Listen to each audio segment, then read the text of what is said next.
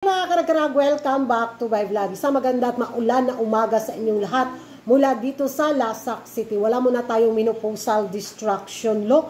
Simple human being kusinera si Coragal for today's vlog, mga karag-karag. Nagbe-bake ako ng cake ngayon kasi nga may order ako mamaya at kailangan ko siyang i-deliver. Kaya lalaban ako para sa pangkabuhayan showcase para sa ekonomiya na to, mga karag-karag. At habang nandito nga ako sa kusina, nako, makikipag-chismisan ako sa inyo dahil 1.42 minutes na lang tapos na yung cake ko na nasa oven. So, eto na nga ba, latest na mga chikahan, chismisan, galore na pinag-uusapan na mga active nating mga chismoso at mga chismosa nating mga kapitbahay na taga Milky Way dito nga sa Pasaring Galore ni Uncle, mga karag-karag, na kung saan yung pusa niya tinawag niyang Indomine. Grabe, gigil na gigil ang mga taga Milky Way, mga karag-karag. Ano daw yung nangyari kay Uncle ba? After daw silang gamitin bitaw ni Uncle para mapag-ingay ang Miss Grand International Pageant sa bansa nila. Ngayon, binubuli daw sila. Pinagtatawanan daw sila ni Uncle. Dahil nga sa pag-alis ni Maring Eva sa Miss Grand Indonesia bilang National Director at nakafocus nga siya ngayon sa kanyang fashion industry sa Miss Mega World, na kung saan ito daw yung dahilan kung bakit napasaring daw si Uncle sa kanyang pusa na, Indo, you're hungry? O, ganon. So, sa video mapanood yung mga karag-karag, watch this. Indo, mani. Indo, mani. Indo, mani. How are you? Selamat malam. Are you hungry?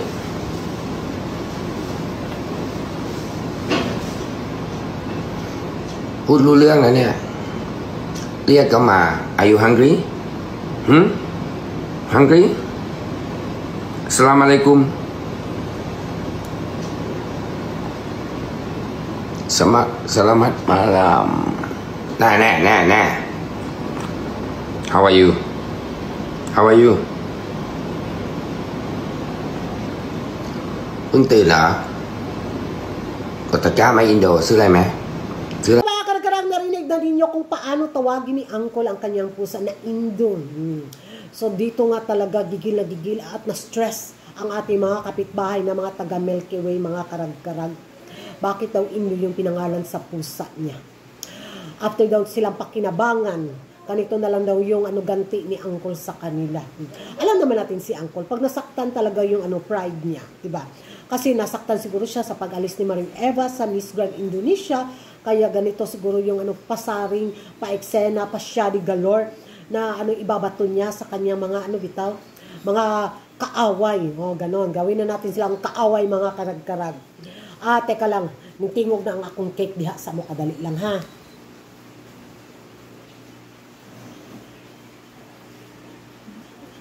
Luto na siya, luto na.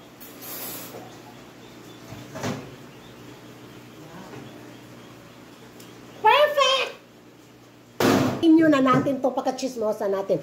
So yun nga, mga karag-karag, gigil na gigil talaga sila.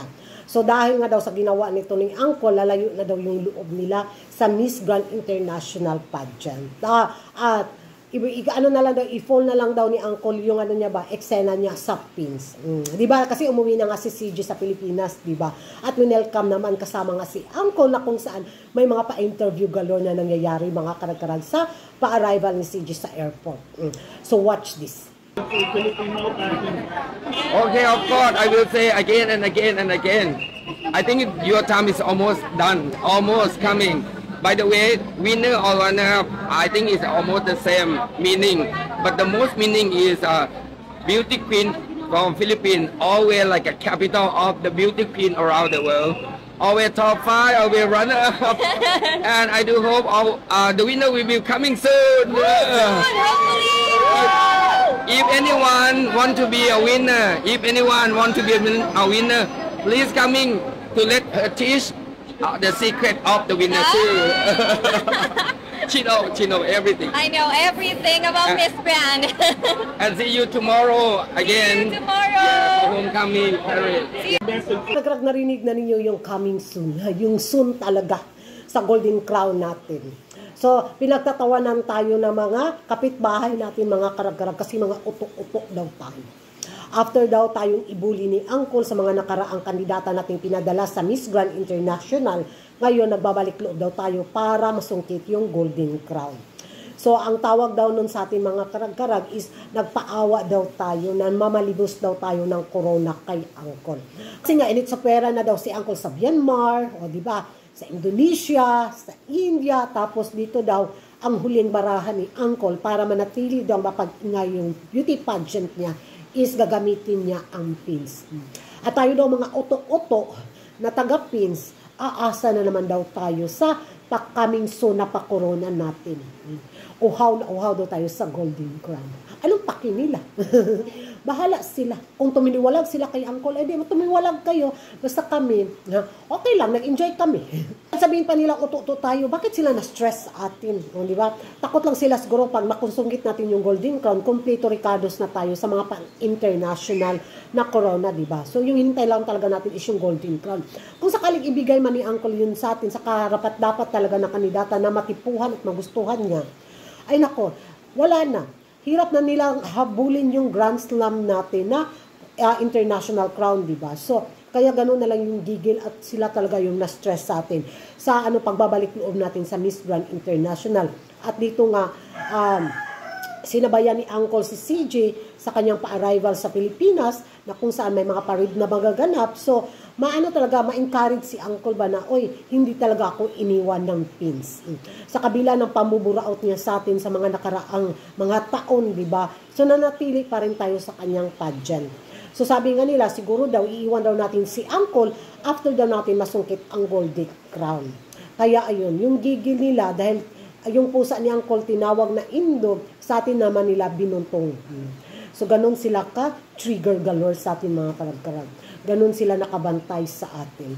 Sa pagiging close ulit ni Uncle sa pins, ayun, sila na-imber na galore. Tayo, relax. Enjoy the show. So, yan na mga karag-karag ang mga latest na mga kaganapan na pinagchichismisan ngayon ng ating mga active na mga kapitbahay at na mga chismoso at mga chismosa na taga Milky Way. So, ano yung masasabi niyo mga karag-karag? So, na kaya ang Golden Crown or paasa ulit si Uncle sa atin? At yung masasabi niyo mga karag-karag, nagigil ang mga taga Milky Way kay Uncle. Mag-ingay tayo sa comment section at kung hindi ka pa nakapag-subscribe sa YouTube channel ko, don't forget to like and subscribe ko. Ragan Karag, ang babae lagi na karag-karag. And see you in my next vlog. Bye-bye!